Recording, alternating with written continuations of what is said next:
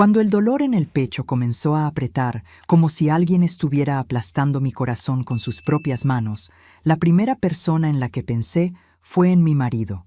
Después de todo, él era médico, sabría qué hacer. Pero cuando llegué al hospital donde trabajaba, una enfermera se me acercó, con los ojos abiertos por el pánico, y me susurró algo que me heló la sangre. Cuando el doctor entre, no diga su nombre verdadero. Yo no tenía idea de que esas palabras salvarían mi vida y revelarían al monstruo que dormía a mi lado todas las noches. Pero antes de continuar, verifica si ya estás suscrito al canal y escribe en los comentarios: ¿de dónde estás viendo este video? Nos encanta saber hasta dónde están llegando nuestras historias. El dolor comenzó durante la cena. No fue gradual, no fue una molestia que fue creciendo poco a poco. Fue como si alguien me hubiera golpeado el pecho con un martillo invisible, sacando todo el aire de mis pulmones de golpe. Dejé caer el tenedor en el plato y el ruido resonó en la cocina vacía. Mi marido, Ricardo, estaba de guardia de nuevo. Siempre era así.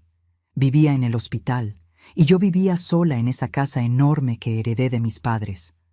Intenté respirar profundamente, pero el dolor solo empeoraba. Mi visión comenzó a nublarse y el mundo a mi alrededor empezó a girar. Me agarré a la mesa, intentando estabilizarme, pero mis piernas parecían de gelatina. Necesitaba ayuda, necesitaba a Ricardo. Con las manos temblando tanto que apenas podía sostener el celular, intenté llamarle. 1 vez, 2 veces, 3 veces. Nada. Directo al buzón de voz. Esa voz automática y fría informándome que el número no estaba disponible. No era la primera vez que sucedía. Ricardo siempre decía que era imposible contestar el teléfono cuando estaba atendiendo pacientes. Pero en ese momento, con mi vida pareciendo escaparse entre mis dedos, cada segundo de silencio al otro lado de la línea parecía una eternidad. No podía esperar. El dolor estaba aumentando, extendiéndose por mi brazo izquierdo, subiendo por el cuello. Yo sabía que aquello no era normal. Tomé mi bolso, me arrastré hasta la puerta y pedí un taxi por la aplicación. Mis manos sudaban tanto que tuve que intentarlo 3 veces antes de lograr confirmar la dirección. Hospital Ángeles del Pedregal. El lugar donde trabajaba mi marido, donde estaría segura. El viaje fue una pesadilla. Cada tope, cada frenada brusca, cada curva cerrada parecía amplificar el dolor. El conductor seguía mirándome por el espejo retrovisor, con la preocupación grabada en el rostro. Me imagino que tenía miedo de que me desmayara ahí mismo, en el asiento trasero de su coche. Yo también tenía miedo de eso. Cuando finalmente llegamos al hospital, casi no pude salir del coche sola. El conductor tuvo que ayudarme, apoyándome hasta la entrada de urgencias. Ni siquiera esperé a que se fuera. Simplemente entré tambaleándome por las puertas automáticas, directo a ese mundo de luces fluorescentes, olor a desinfectante y sonidos de monitores pitando. Una enfermera se acercó de inmediato. Tenía el rostro cansado de quien había trabajado un doble turno, pero sus ojos eran amables.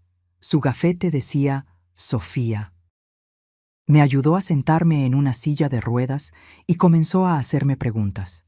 Mi nombre, mis síntomas, si tenía alguna alergia. Respondí todo mecánicamente, la voz saliendo débil y temblorosa. Mi marido trabaja aquí, logré decir. Doctor Ricardo Flores, es médico general. Por favor, ¿puede llamarlo? Sofía dudó por una fracción de segundo. Fue tan rápido que casi no lo noté, pero estaba ahí. Un destello de algo en sus ojos. ¿Sorpresa? ¿Miedo? No pude identificarlo. Solo asintió y me llevó a una sala de exámenes. La sala era pequeña, rodeada de cortinas verdes descoloridas que ya habían visto días mejores. Sofía me ayudó a acostarme en la camilla estrecha y fría y comenzó a preparar el equipo para medir mi presión. Yo estaba ahí, acostada, intentando controlar la respiración, cuando me di cuenta de que ella seguía mirándome de una manera extraña, como si me conociera, como si supiera algo que yo no sabía. Entonces, sucedió. Sofía se acercó, tan cerca que podía sentir su aliento cálido en mi oído. Sus dedos apretaron mi brazo con urgencia y susurró, tan bajo que apenas la oí. Cuando el doctor entre, no diga su nombre verdadero. Diga que se llama Ana. Cualquier cosa, menos su nombre de verdad. La miré, confundida, el corazón latiendo aún más rápido. Si es que eso era posible. ¿Qué? ¿Por qué? No tenemos tiempo, me cortó, los ojos abiertos por el pánico. Confía en mí. Tu vida depende de esto. Antes de que pudiera responder, antes de que pudiera hacer más preguntas, la cortina se abrió bruscamente. Y ahí estaba él, mi marido, Ricardo, vestido con su bata blanca impecable, el estetoscopio colgando del cuello, esa sonrisa confiada que siempre me hacía sentir segura. Pero por primera vez en 5 años de matrimonio, esa sonrisa me dio escalofríos.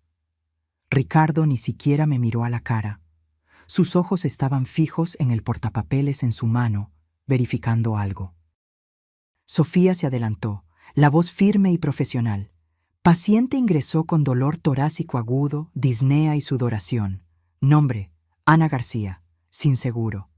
Ricardo asintió, todavía sin mirarme. ¿Presión? 140/90. ¿Temperatura? Normal. Finalmente, levantó los ojos del portapapeles, pero su mirada pasó por mí como si yo fuera solo una paciente más. Ninguna señal de reconocimiento. Ningún destello de preocupación de un marido viendo a su esposa enferma. Nada. Era como si yo fuera una completa extraña. Y fue en ese momento que me di cuenta. Sofía me había puesto una mascarilla de oxígeno en el rostro. Una mascarilla grande que cubría la mayor parte de mis facciones. Mi cabello estaba recogido bajo un pañuelo improvisado. No me parecía en nada a la Fernanda que él conocía. Yo era solo Ana, una paciente cualquiera. Ricardo se acercó a la camilla, pero no con la urgencia de un médico preocupado. Se movió con una calma inquietante, casi perezosa. No revisó mi pulso. No me examinó. No hizo ninguna de las cosas que un médico debería hacer. En su lugar, metió la mano en el bolsillo de la bata y sacó de ahí un frasco pequeño sin etiqueta y una jeringa. Mi sangre se congeló.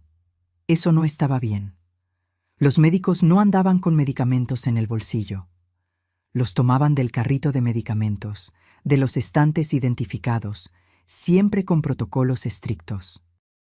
Pero ahí estaba mi marido, preparando una inyección con un líquido que no sabía qué era, de un frasco que no tenía ninguna identificación.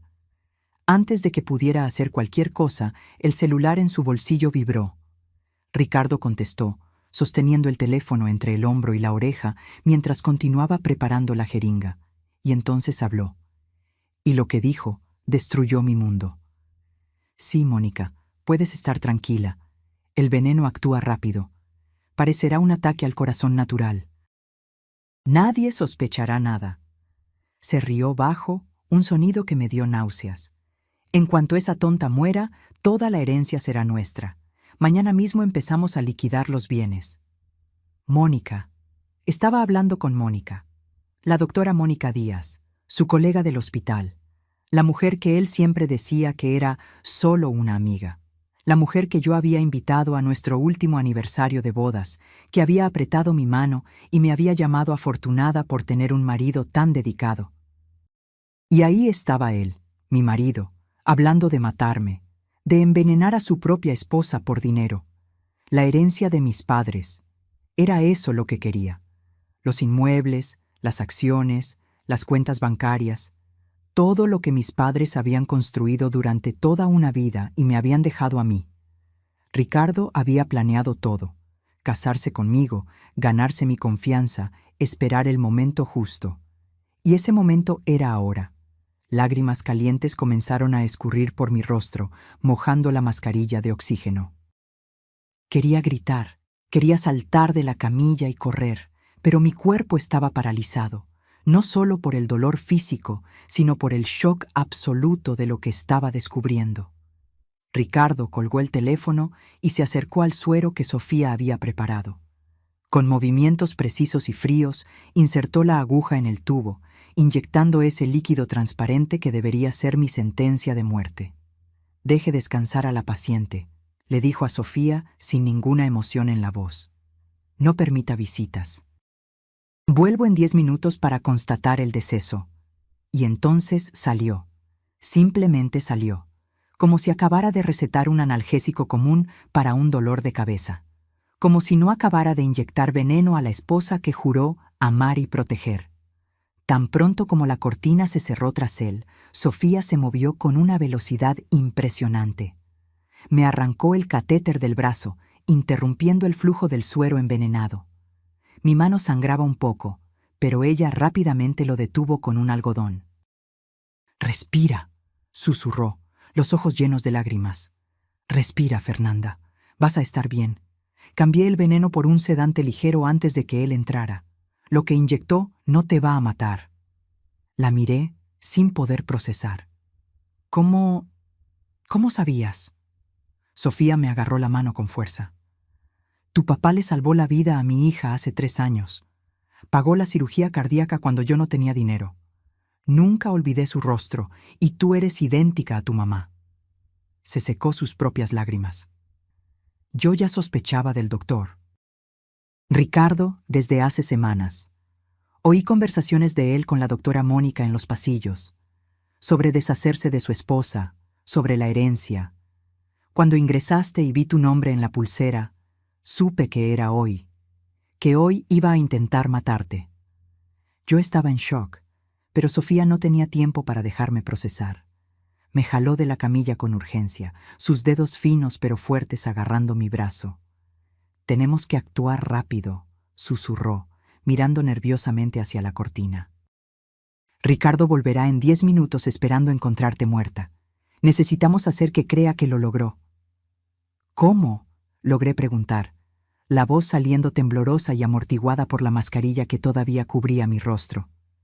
Sofía respiró profundamente, como si estuviera a punto de contarme algo terrible. Y lo estaba. «Hay una paciente en la habitación de al lado, una mujer sin identificación, indigente. Falleció hace unos 15 minutos por complicaciones de una enfermedad crónica. Su edad es parecida a la tuya, y el cuerpo todavía está caliente». Tardé unos segundos en entender lo que estaba sugiriendo. Cuando lo entendí, sentí que se me revolvía el estómago. «¿Quieres intercambiar nuestra identidad?» «Es la única forma», dijo Sofía, firme. «Yo te pongo su pulsera y la tuya a ella. Ricardo examinará el cuerpo, declarará el deceso y nunca se dará cuenta de la diferencia. Ni siquiera mirará bien la cara. Él cree que ya moriste». Era una locura. Era macabro. Pero era mi única oportunidad de sobrevivir. «¿Y después?», pregunté. «Después de que declare que morí, ¿qué pasa?» «Te vas de aquí, ahora, por la puerta de atrás del hospital». Sofía ya me estaba jalando fuera de la sala. «Hay una salida que da al área de descarte de basura y a la cocina comunitaria. Nadie pasa por ahí de noche, y no hay cámaras funcionando en esa parte. Sales, tomas un taxi que ya voy a pedir y desapareces». «¿Pero a dónde voy?» «A mi casa. Es pequeña, pero es segura. Te quedas ahí hasta que yo llegue y veamos qué hacer». Todo estaba sucediendo demasiado rápido. Hace menos de media hora había llegado al hospital pensando que estaba sufriendo un ataque al corazón. Ahora estaba descubriendo que mi marido había intentado asesinarme y que necesitaba fingir mi propia muerte para sobrevivir. Sofía me llevó rápidamente a la habitación de al lado. Ahí estaba ella, la mujer sin nombre. Su cuerpo estaba cubierto por una sábana blanca, pero yo podía ver los contornos. Realmente tenía una complexión física parecida a la mía. Sofía trabajó rápido, quitándome la pulsera de identificación temporal con el nombre Ana García que me había puesto, y sustituyéndola por otra con el nombre de la mujer fallecida. Luego, con cuidado y respeto, puso mi pulsera original, la que decía Fernanda Flores, en la muñeca de la mujer muerta. Miré aquel cuerpo, a aquella mujer que nunca conocí, y que ahora estaba tomando mi lugar en la muerte. Sentí una ola de culpa, de tristeza, de extraña gratitud. Lo siento mucho, le susurré, aún sabiendo que no podía oírme. Te prometo que, si sobrevivo a esto, te daré un entierro digno. No serás olvidada.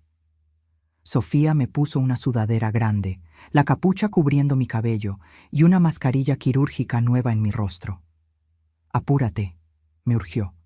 Necesitas salir ahora.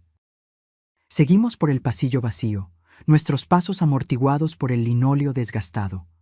Con cada sonido que oía, el pitido distante de un monitor, voces amortiguadas provenientes de otras salas, mi corazón se disparaba. ¿Y si alguien nos veía? ¿Y si Ricardo aparecía? Pero la suerte, o tal vez el destino, estaba de nuestro lado. Llegamos a la puerta de atrás sin encontrarnos con nadie. El taxi está esperando al final de esa calle, dijo Sofía, dándome un papel con su dirección. El conductor es mi primo, puedes confiar en él. Ve directo ahí y no salgas de casa hasta que yo llegue, ¿entendiste? La abracé fuerte, las lágrimas volviendo a caer. Gracias, salvaste mi vida. Tu papá salvó la de mi hija, dijo ella, también llorando. Ahora estamos a mano. Salí por la puerta y el aire frío de la noche me golpeó el rostro. Corrí por la calle oscura y desierta hasta encontrar el taxi. El conductor, un hombre de mediana edad con rostro amable, solo asintió cuando entré y me llevó sin hacer preguntas. La casa de Sofía era sencilla. Una construcción pequeña en las afueras, pero limpia y acogedora. Me senté en el sofá viejo y desgastado, abrazando mis rodillas, intentando procesar todo. Mi marido había intentado matarme, el hombre con quien compartía la cama, con quien reía, con quien planeaba un futuro. Había inyectado veneno en mis venas sin dudar, pensando solo en el dinero que heredaría. Las horas pasaron borrosas. No pude dormir. Me quedé solo sentada allí, mirando la pared, repasando mentalmente cada momento de los últimos 5 años, buscando señales que debía haber visto, señales del monstruo escondido bajo la máscara del marido perfecto. Cuando el sol comenzó a salir, oí la llave girando en la cerradura. Era Sofía, volviendo de la guardia. Encendió el televisor antiguo de la sala, y ahí estaba él, Ricardo, mi marido.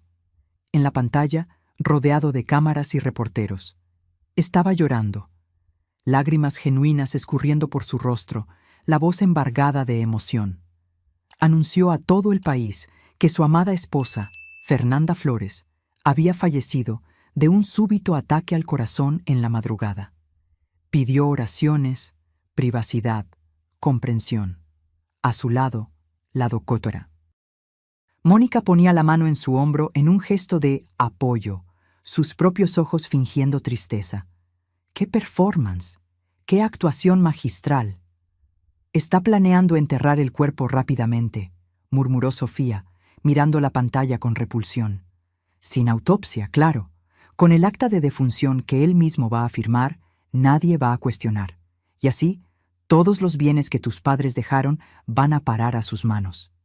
Pero había un problema, un detalle que Ricardo no sabía. Los bienes de mi familia no estaban en cuentas simples que pudieran ser accedidas con un acta de defunción. Mi padre, siempre cauteloso, había estructurado todo a través de un fideicomiso complejo, con acceso controlado por biometría.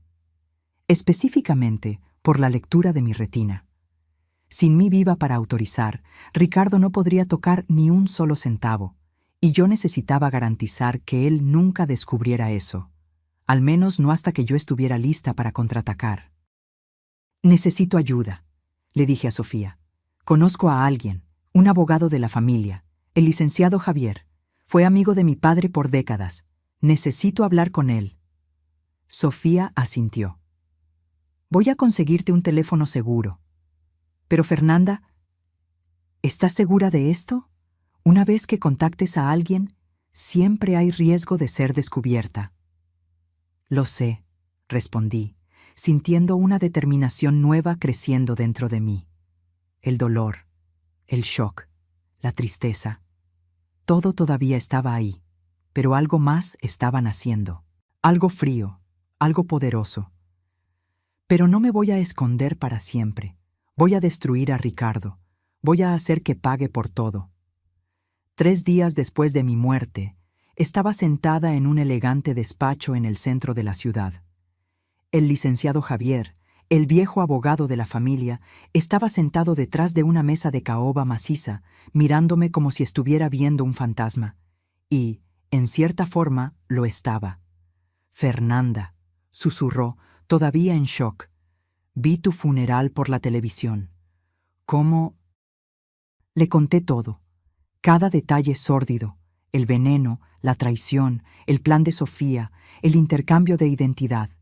El licenciado Javier se puso más pálido con cada palabra, sus puños se cerrando con rabia sobre la mesa.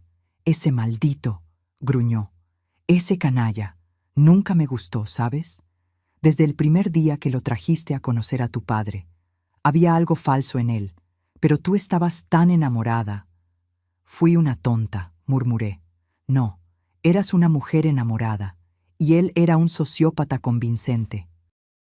El licenciado Javier abrió su laptop, pero cometió un error fatal. No sabía sobre la estructura del fideicomiso. ¿Y todavía no lo sabe? No, pero lo descubrirá pronto. Ya intentó acceder a tus cuentas 2 veces y fue bloqueado. Me imagino que pronto se pondrá en contacto conmigo, intentando descubrir cómo liberar los fondos. Un plan estaba comenzando a formarse en mi mente. Un plan arriesgado, pero potencialmente perfecto. «Licenciado Javier, necesito que me ayude con algo. Algo grande». Se inclinó hacia adelante, los ojos brillando con interés. «Lo escucho». «Necesito una nueva identidad, documentos, historial, todo, y necesito acceso a los fondos». «¿Para qué?» «Para hacer que Ricardo crea que hay otra heredera. Alguien que él puede manipular, como me manipuló a mí. Y cuando muerda el anzuelo...» Sonreí fríamente. «Voy a destruirlo». El licenciado Javier se quedó en silencio por un momento, procesando. Luego, una sonrisa lenta se extendió por su rostro. «Tu padre estaría orgulloso. Siempre decía que tenías el mismo fuego que tu madre tenía». Trabajamos por horas, montando la identidad perfecta. Yo sería Isabel Torres, una empresaria exitosa de Monterrey que había hecho fortuna en el mercado financiero. Sofisticada, poderosa, rica. Exactamente el tipo de mujer que alguien como Ricardo adoraría seducir. «Pero hay otra cosa», dijo el licenciado Javier, serio. «Para que esto funcione, necesitas cambiar completamente. No solo el nombre, sino la apariencia, la forma de hablar, todo. Ricardo no puede reconocerte de ninguna manera». Tenía razón. En los días siguientes pasé por una transformación completa. Corté mi cabello largo, que Ricardo siempre decía amar, en un corte corto y moderno. Cambié el color de castaño claro a un rubio platinado atrevido. Aprendí a hacerme un maquillaje completamente diferente al que solía usar. Más dramático, más audaz, con delineador marcado y labial rojo fuerte. Hasta mi postura cambió. Fernanda era dulce, sumisa, gentil. Isabel era confiada, autoritaria, intimidante. Practiqué por horas frente al espejo, cambiando mi voz, haciéndola más grave y controlada. Estudié etiqueta empresarial, aprendí a hablar con autoridad, a dominar una sala solo con mi presencia. 2 meses después estaba irreconocible. Hasta Sofía tardó unos segundos en reconocerme cuando aparecí en la puerta de su casa, vistiendo un traje de diseñador y tacones altos. «Dios mío», susurró, «te ves poderosa». «Porque lo soy», respondí, y por primera vez en meses sentí que eso era verdad. El licenciado Javier había hecho su parte. A través de una red compleja de empresas fantasma e inversiones estratégicas, había creado un historial completo para Isabel Torres. Y más importante, había esparcido rumores sutiles en el círculo médico sobre una inversionista rica que estaba interesada en adquirir hospitales con problemas financieros. Hospitales como el Hospital Ángeles del Pedregal, el lugar donde trabajaba mi marido. El hospital estaba pasando por una crisis. Casos de negligencia médica estaban saliendo a la luz, pacientes estaban demandando, y los inversionistas estaban saltando del barco. En 6 meses, el lugar estaría en bancarrota, a menos que alguien con suficiente dinero apareciera para salvarlo. Alguien como Isabel Torres. La reunión fue programada para un martes por la tarde. Entré a la sala de conferencias del hospital como si fuera dueña del lugar, porque pronto lo sería. Los miembros del consejo me miraron con una mezcla de esperanza desesperada y admiración. Yo era la solución para sus problemas. Y entonces entró él. Ricardo. Mi marido. El hombre que había intentado matarme. Estaba diferente. Más flaco, con ojeras profundas. Los últimos meses no habían sido amables con él. Probablemente porque había descubierto que no podía acceder a mi herencia. Que toda aquella riqueza por la que me había asesinado estaba bloqueada e inaccesible. Ricardo me saludó con su sonrisa más encantadora, extendiendo la mano. Doctora Isabel, es un placer conocerla. He oído cosas maravillosas sobre su trabajo. Apreté su mano firmemente, mirando directamente a sus ojos. Ninguna señal de reconocimiento. Para él, yo era solo otra mujer bonita y rica, potencialmente útil. Doctor Ricardo, respondí, mi voz un tono más grave de lo que solía ser. Espero que podamos hacer negocios lucrativos juntos. Durante la presentación, observé cada movimiento suyo, la forma en que intentaba impresionar, cómo fingía interés genuino en el hospital cuando yo sabía que solo le importaba el dinero. Mónica también estaba ahí, desempeñando el papel de colega preocupada, lanzando miradas significativas a Ricardo cuando creía que nadie estaba mirando. Hice mi propuesta. Invertiría 100 millones en el hospital, pero con condiciones. Quería control total de las operaciones, quería una reestructuración completa de la administración, y quería a alguien de dentro que pudiera informarme sobre todo lo que sucediera. Necesito a alguien que conozca este lugar de adentro hacia afuera, dije, dejando que mis ojos recorrieran la sala antes de posarse en Ricardo. Alguien dedicado, comprometido, alguien que esté disponible 24 horas al día, 7 días a la semana, para garantizar que mi inversión esté segura. Vi a Ricardo enderezarse en la silla, los ojos brillando con interés. Lo quiero a usted, doctor Ricardo, continué, como mi asistente personal durante esta transición. A cambio, su sueldo se duplicará y todas sus deudas personales, que sé que existen, serán temporalmente suspendidas. Era una oferta que él no podía rechazar. Y más importante, era una trampa que él no veía. Ricardo aceptó inmediatamente, sin siquiera consultar a Mónica. Vi la expresión de ella cambiar, un destello de celos, de inseguridad.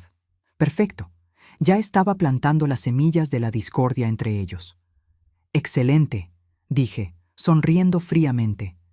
Entonces comenzamos mañana. Y doctor Ricardo, no me decepcione. Cuando la reunión terminó y todos salieron, me quedé sola en la sala por un momento.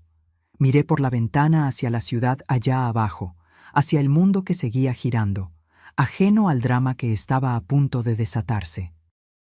Ricardo creía que había encontrado a su próxima víctima, una mujer rica y poderosa que él podría manipular, seducir y eventualmente robar. Pero él no sabía que la víctima era el depredador, y que el juego que él creía que estaba comenzando ya había sido ganado por mí. Los primeros días como jefa de Ricardo fueron deliciosos de una manera sádica.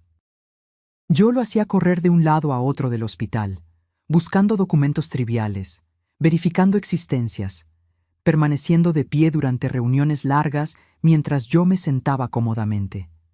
Pequeñas humillaciones que se iban acumulando. Pero la verdadera tortura era psicológica. Instalé cámaras ocultas en su oficina, en el vestuario, incluso en su coche. Con la ayuda de Sofía y de un técnico de confianza del licenciado Javier, transformé la vida de Ricardo en un reality show particular. Y lo que vi me dio aún más munición. Ricardo y Mónica discutían constantemente. El dinero que esperaban nunca había llegado, y la tensión estaba destruyendo su relación. Él la culpaba por haberlo convencido de matar a su esposa. Ella lo culpaba por no haber planeado mejor. Era hermoso de ver. Pero yo necesitaba más. Necesitaba la confesión completa, en video, de ambos. Necesitaba algo que fuera tan innegable que ningún abogado, por más caro que fuera, pudiera refutar. Fue entonces cuando comencé la fase 2 del plan. Doctor Ricardo, lo llamé a mi oficina una tarde. Necesitamos hablar sobre algo personal. Vi el interés encenderse en sus ojos. Claro, creía que yo estaba cayendo en sus encantos. Estoy buscando a alguien, dije, ajustándome los lentes de diseñador. Una mujer. Su nombre era Fernanda Flores. Ricardo se congeló. Por una fracción de segundo, su rostro se contrajo. Pero se recuperó rápidamente, poniéndose una máscara de curiosidad pulcra. ¿Fernanda? La difunta esposa... Espera, ¿usted la conocía? De cierta forma. Me acerqué a él, caminando lentamente alrededor de su casa, como un depredador circulando a su presa. Verá, yo estaba haciendo algunas inversiones con su familia, y recientemente descubrí algo interesante. ¿Qué? Su voz salió un poco tensa. Fernanda tenía una hermana gemela. Los ojos de Ricardo se abrieron. ¿Qué? Eso es imposible, yo... ¿Usted qué? Pregunté inocentemente. ¿Estaba casado con ella y nunca lo supo? ¿Qué marido tan interesante era? Tragó saliva, intentando recuperarse. Yo solo estoy sorprendido.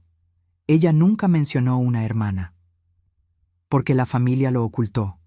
Cuestiones de herencia, ya sabe cómo es. Me senté en el borde de la mesa, cruzando las piernas. La hermana gemela de Fernanda, Regina, está volviendo a la ciudad y tiene la otra mitad de la llave para acceder a la fortuna familiar. Vi la avaricia encenderse en sus ojos. Era casi palpable. Verá, continué. El fideicomiso familiar exigía acceso biométrico de ambas hijas. Fernanda tenía una mitad y su hermana gemela la otra. Ahora que Fernanda está... muerta. Hice una pausa, observándolo retorcerse. La hermana puede reclamar todo. Miles de millones, doctor Ricardo. Estamos hablando de miles de millones. ¿Y por qué me está contando esto?, preguntó, intentando sonar casual, pero fallando miserablemente. Porque la hermana gemela es ingenua, frágil, exactamente como lo era Fernanda. Fácil de influenciar. Sonreí. Y pensé que tal vez usted, con su experiencia en ganarse la confianza de las mujeres de la familia Flores, podría ayudarme. Era un anzuelo tan obvio, tan transparente, pero la avaricia vuelve estúpida a la gente. Y Ricardo mordió. ¿Cuándo llega?, preguntó, los ojos brillantes. En 2 semanas. Se hospedará en el Hotel Presidente Intercontinental, habitación 805. Pensé que le gustaría saber. Ricardo apenas pudo ocultar su entusiasmo. Tan pronto como salió de mi oficina, probablemente ya estaba planeando cómo seducir a la hermana gemela imaginaria. Pero había un problema con su plan. La hermana gemela no existía. ¿Y la habitación 805 del hotel? Era mía, equipada con cámaras de última generación y un sistema de grabación de audio profesional. 2 semanas después, Ricardo apareció en el hotel. Yo lo observaba a través de la transmisión en vivo, sentada cómodamente en otra habitación. Estaba nervioso, ajustándose la corbata, ensayando su sonrisa en el espejo del elevador. Llamó a la puerta de la habitación 805, y cuando la puerta se abrió, a quien vio fue exactamente a quien esperaba. Una mujer parecida a Fernanda, pero con un toque de inocencia extra, vestida de forma sencilla, con los ojos abiertos por la sorpresa. Era una actriz que el licenciado Javier había contratado. Una profesional, y era perfecta. «¿Doctor Ricardo?», dijo con voz tímida. «La doctora Isabel dijo que usted podría ayudarme con algunos asuntos relacionados con la herencia de mi hermana». Ricardo entró en la habitación, encendiendo todo su encanto. Yo observé, asqueada, mientras él usaba las mismas tácticas que probablemente había usado conmigo. Los cumplidos, la atención fingida, la falsa preocupación. Pero la actriz estaba preparada. Ella lo llevó exactamente a donde queríamos. Comenzó a hacerle preguntas sobre Fernanda, sobre cómo murió, sobre el acceso a los fondos. Y entonces Ricardo cometió su error fatal. Creyendo que estaba solo con una mujer ingenua y confiable, creyendo que estaba creando a su próxima víctima, comenzó a presumir. Sobre lo inteligente que había sido, sobre cómo había planeado todo perfectamente, sobre cómo el veneno no dejó rastros. Tu hermana era demasiado dulce para este mundo, dijo, con una falsedad que me dio náuseas. Pero entre tú y yo, estaba en el camino, su dinero, ahora tuyo, estaba atrapado en burocracias. Yo solo aceleré el proceso. ¿Usted la mató?, preguntó la actriz, fingiendo shock, pero manteniendo la cámara oculta en el broche del vestido, apuntando directamente hacia él. Ricardo dudó, dándose cuenta de que tal vez había dicho demasiado. Pero entonces la avaricia habló más alto. Si lograba ganarse la confianza de la hermana gemela, el dinero sería suyo. Fue necesario, dijo, encogiéndose de hombros. Y fue limpio. Veneno que simula ataque al corazón. Mónica lo consiguió para mí. Nadie sospechó nada. Listo. Confesión completa. En video de alta definición, con audio cristalino. Pero yo no estaba satisfecha. Quería más. Quería a Mónica también. ¿Mónica?, preguntó la actriz. ¿Su colega? Ex-colega. Ex-amante también, de hecho. Ricardo se rió amargamente. Creíamos que sería fácil. Matar a Fernanda, tomar el dinero, vivir felices para siempre. Pero la tonta había estructurado todo de una forma tan complicada que ni siquiera pudimos acceder a un centavo. Meses de planeación, un asesinato perfecto y todo para nada. Pero ahora que yo estoy aquí, sugirió la actriz. Ahora es diferente. Ricardo se acercó a ella, el depredador volviendo a la superficie. Contigo a mi lado, podemos tomarlo todo. Yo sé cómo funcionan estas cosas. Confía en mí. Confiar en él. Las mismas palabras que me dijo en el altar, en nuestra boda. Las mismas palabras que yo, ingenua, había creído. La actriz envió un mensaje codificado, nuestra señal de que necesitaba salir. Le dijo a Ricardo que necesitaba pensar sobre todo eso, que era demasiado para procesar. Él estuvo de acuerdo, pero no sin antes intentar programar otra cita. Cuando ella salió de la habitación y me encontró en el pasillo, yo estaba temblando. No de miedo, sino de rabia. Pura y simple rabia. ¿Lo grabaste todo?, pregunté. Ella mostró el broche. Cada palabra, cada expresión, es prueba suficiente para condena.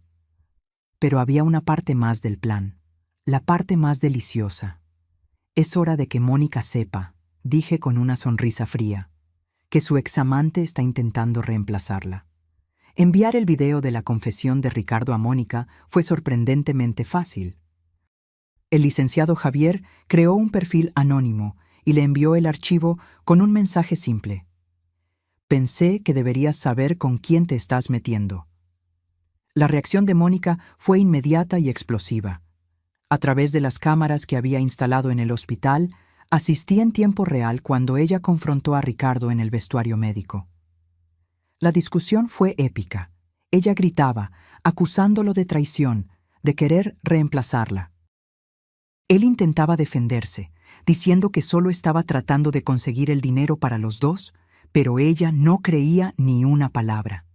«¿Ibas a deshacerte de mí?», gritó ella. «Después de todo lo que hicimos, después de que yo consiguiera el veneno, después de que yo te ayudara a planear todo, ibas a cambiarme por esa supuesta hermana gemela». «No es así», gritó Ricardo de vuelta.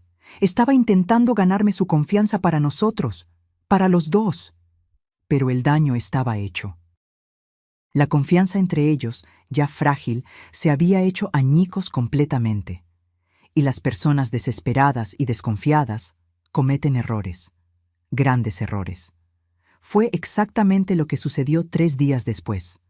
Mónica, cegada por los celos y la paranoia, decidió que si ella no podía tener a Ricardo, nadie podría.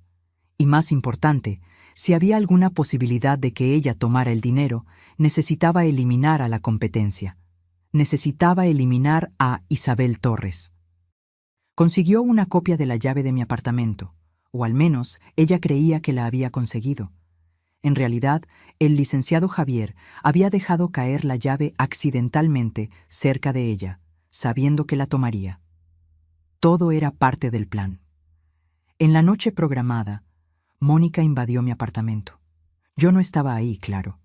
Estaba en el despacho del licenciado Javier, viendo todo a través de las cámaras de seguridad que habíamos instalado. Mónica entró en el cuarto, donde había una forma bajo las cobijas. Almohadas arregladas para parecer un cuerpo humano. Ella no dudó. Con un bisturí robado del hospital, atacó aquella forma repetidamente, rasgando las cobijas, perforando las almohadas. Y entonces las luces se encendieron. No eran las luces normales del apartamento. Era un proyector que comenzó a exhibir en la pared blanca. Un video. El video de la cámara de seguridad interna del hospital, mostrándola a ella y a Ricardo riendo mientras planeaban mi asesinato, discutiendo dosis de veneno, hablando sobre cómo dividirían mi herencia. Mónica se quedó paralizada, el bisturí cayendo de sus manos. ¿Buscando a alguien? Mi voz resonó por los altavoces. Bienvenida al infierno, doctora Mónica. Ella giró frenéticamente, buscando el origen de la voz, pero estaba sola en el apartamento. Entonces la puerta del baño se abrió, y yo salí. Pero no como Isabel. Me había quitado la peluca rubia, limpiado el maquillaje pesado. Había vuelto a ser Fernanda, mi verdadera apariencia. Solo un poco más vieja, un poco más dura, pero inconfundiblemente yo. Mónica se puso blanca como un fantasma. Literalmente. Sus piernas flaquearon y cayó de rodillas. Esto es imposible, tartamudeó. Estás muerta. Vi a Ricardo. Él inyectó sedante, corregí. Porque una enfermera inteligente cambió tu veneno antes de que él entrara en la sala. Sorpresa. Vi el momento exacto en que su cerebro procesó la verdad. Que todo ese tiempo, toda esa planeación, toda esa confianza de que habían cometido el crimen perfecto, había sido en vano. Peor que en vano. Había sido una trampa. Pero, Isabel, comenzó, soy yo, siempre fui yo. ¿La empresaria rica que su amante Ricardo estaba intentando seducir? Era su víctima de asesinato, volviendo para atormentarlos. Mónica comenzó a llorar, la realidad de lo que había hecho, tanto el intento de asesinato como su ataque reciente, golpeándola con toda su fuerza. Intentó arrastrarse hacia la puerta, pero yo ya había puesto seguro. No, dije con calma, no te vas, no hasta que llegue la policía. Lo que debe ser en aproximadamente... Miré el reloj. 3 minutos. El licenciado Javier los llamó tan pronto como invadiste el apartamento. Y van a encontrar un banquete de evidencia. El bisturí en tus manos, el video de la cámara de seguridad mostrándote atacando lo que creías que era mi cuerpo. Y claro, las grabaciones de tus conversaciones con Ricardo planeando mi asesinato. Por favor, suplicó. Por favor, Fernanda. Yo lo siento mucho. Todo fue culpa de Ricardo. Él me convenció. Él... No, corté. No le eches la culpa a él. Eres tan culpable como él. Tú conseguiste el veneno, tú planeaste conmigo. Te reíste cuando pensaste que yo estaba muerta. Y acabas de intentar matarme de nuevo, incluso sin saber que era yo. El sonido de sirenas acercándose llenó el aire. Mónica se cubrió el rostro con las manos, sollozando incontrolablemente. Cuando la policía irrumpió en el apartamento, encontraron exactamente lo que yo había prometido. Mónica fue arrestada de inmediato, esposada mientras seguía llorando y gritando que era inocente, que había sido manipulada. Pero las evidencias no mentían. La detención de Mónica fue titular en todos los periódicos. Médica arrestada por intento de homicidio, gritaban las portadas. Pero lo mejor todavía estaba por venir, porque Ricardo todavía no sabía nada. Él se enteró de la detención de Mónica por la televisión al día siguiente. Yo estaba en mi oficina cuando él entró, frenético, el rostro pálido. «Doctora Isabel, ¿vio? Mónica fue arrestada. Ella intentó matar a alguien». «Sí, lo vi», respondí con calma, continuando con la revisión de los papeles en mi mesa. «Muy trágico. No entiendo. ¿Por qué haría eso? ¿A quién intentó matar?» Levanté mis ojos lentamente para encararlo. «A mí». Ricardo parpadeó, confundido. «¿Qué?» «Invadió mi apartamento con un bisturí, pretendiendo asesinarme». Algo sobre celos y dinero, por lo que la policía descubrió.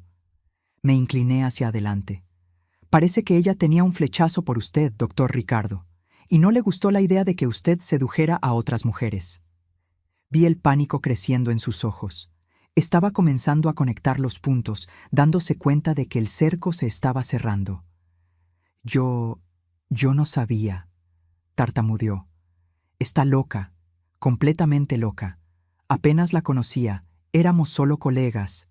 «Mentiroso». La palabra salió como un latigazo. Ricardo se congeló. «¿Cree que no lo sé?», continué, mi voz volviéndose cada vez más fría. «¿Cree que no descubrí todo? ¿El amorío, el plan, el veneno?» «No sé de qué me está hablando». «Fernanda Flores». Dejé que el nombre flotara en el aire entre nosotros. «Su esposa, la mujer que usted asesinó por dinero». Ricardo se puso blanco. «¿Cómo usted? ¿Quién le dijo?» «Nadie tuvo que decirme». Me levanté, caminando lentamente alrededor de la mesa en dirección a él. «Porque yo soy Fernanda». Vi el momento exacto en que él entendió. El shock, el horror, la incredulidad, todo pasando por su rostro en rápida sucesión. Sus piernas cedieron y cayó en la silla detrás de él. «Esto es imposible», susurró. «Estás muerta. Yo vi el cuerpo». «No era mi cuerpo», dije simplemente. Era el de una mujer que realmente murió esa noche. Una mujer a quien di un entierro digno después, cumpliendo la promesa que le hice. Pero usted nunca verificó bien, ¿verdad? Tan confiado en su plan perfecto, tan ansioso por poner sus manos en el dinero, que ni siquiera miró bien la cara. Ricardo comenzó a hiperventilar.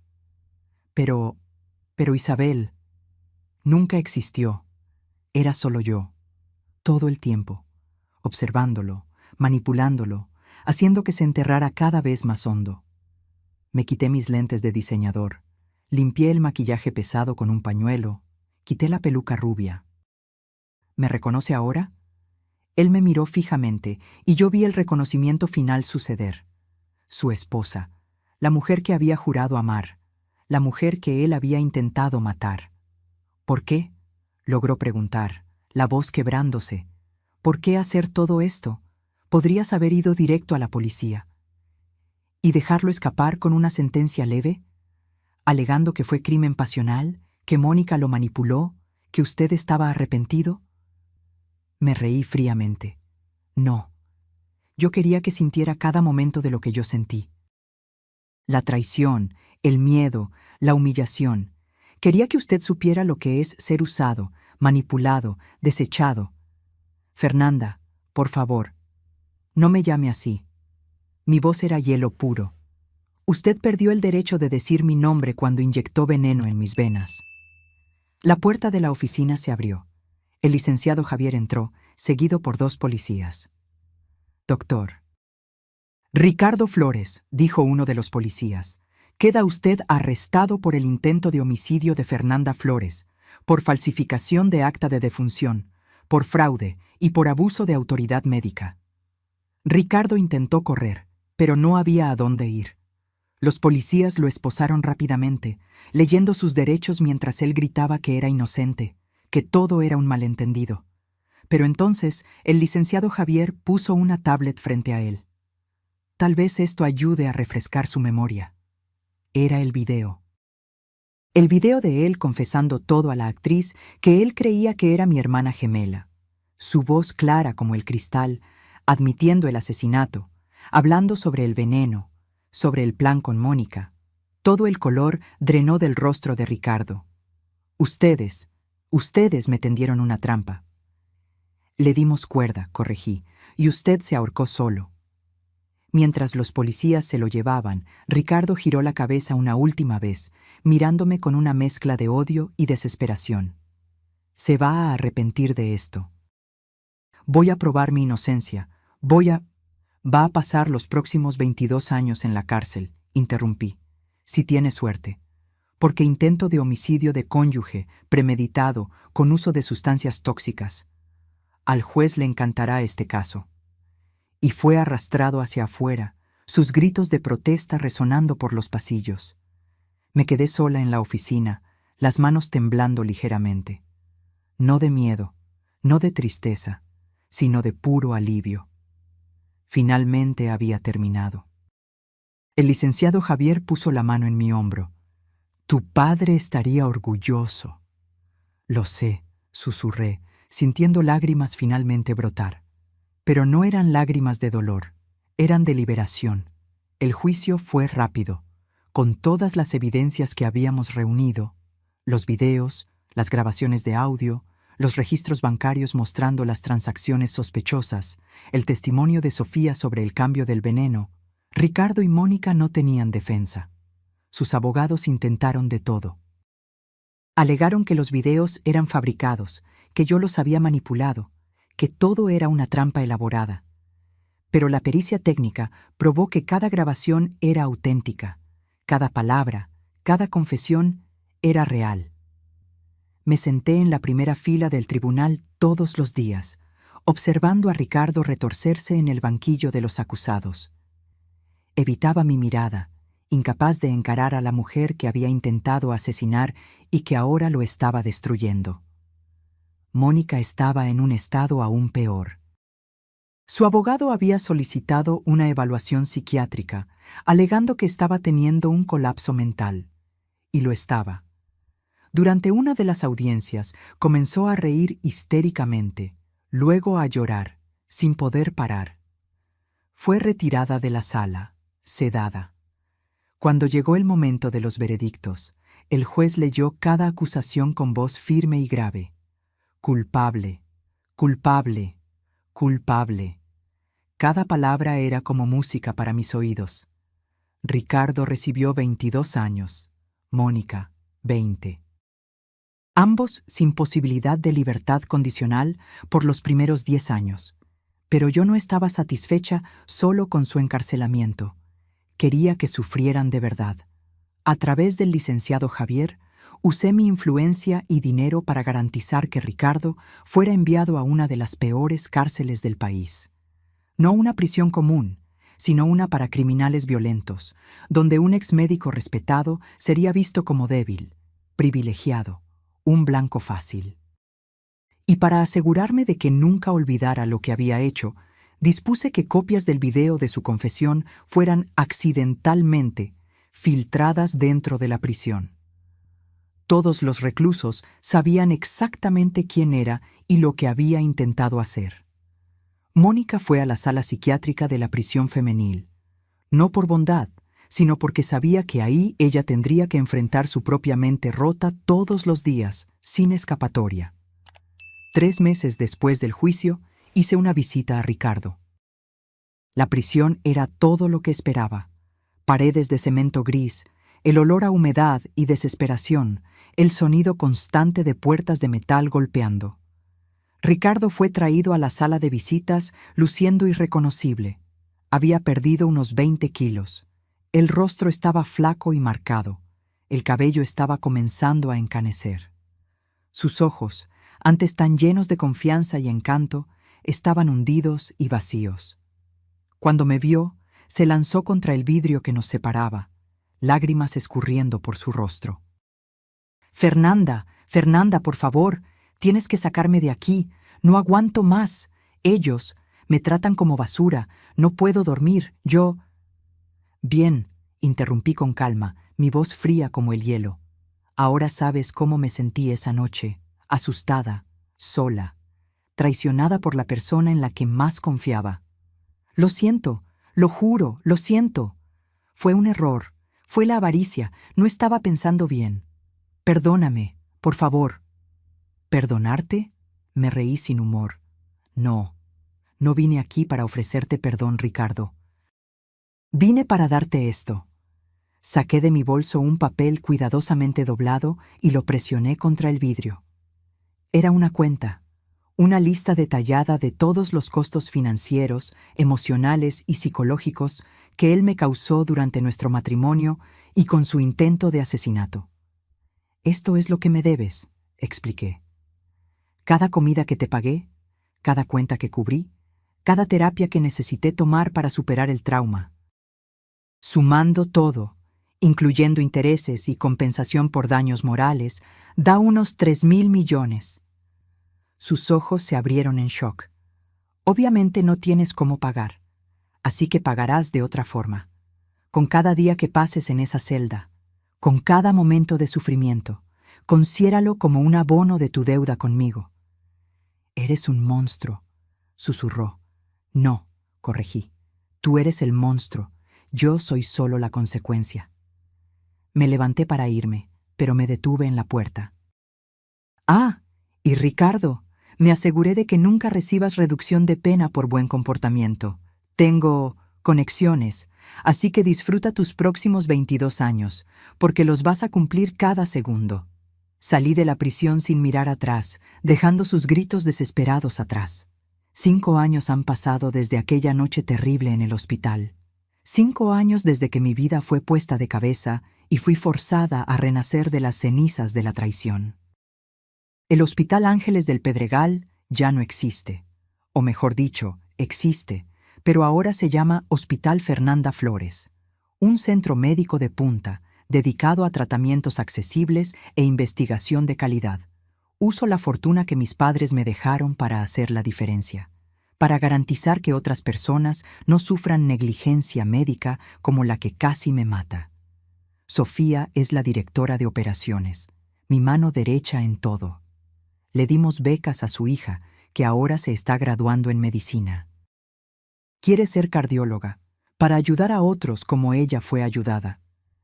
En cuanto a la mujer sin hogar que salvó mi vida al tomar mi lugar en la muerte, cumplí mi promesa.